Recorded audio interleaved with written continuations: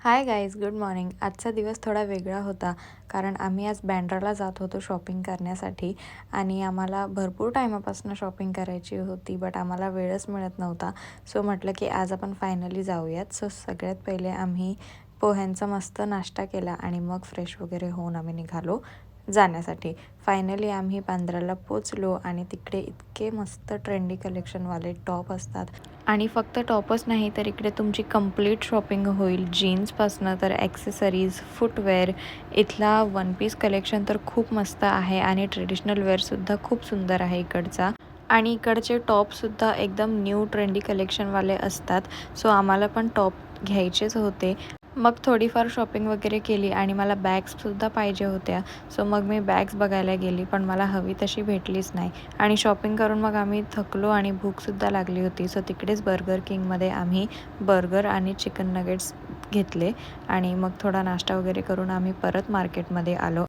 आणि लेहंगा बघा गाईज किती सुंदर आहे. सो फायनली सगळी शॉपिंग वगैरे आम्ही आवरली आणि मग आम्ही गेलो होतो कार्टर रोडला सनसेट बघण्यासाठी, कारण सनसेटसुद्धा आम्हाला बघायचा होता आणि शॉपिंग करून तर आम्ही थकलोच होतो. सो फायनली मग आम्ही तिकडे गेलो आणि खूप मस्त सनसेट दिसत होता. हवासुद्धा इतकी छान होती.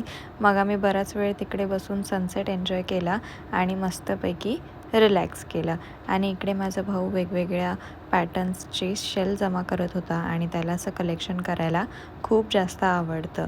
आणि मग सनसेट एन्जॉय करून झाल्यावर आम्ही निघालो खाऊ गल्लीमध्ये आणि खूप मस्त खाऊ गल्ली आहे तिकडची.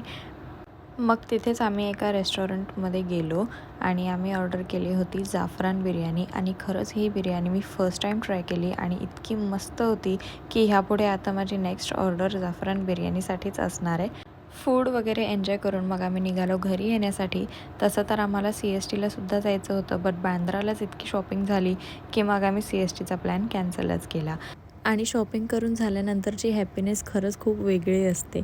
सो असा होता गाईज माझा आजचा दिवस. आय होप तुम्हाला ब्लॉग आवडला असेल. Thank you so much for watching. Bye.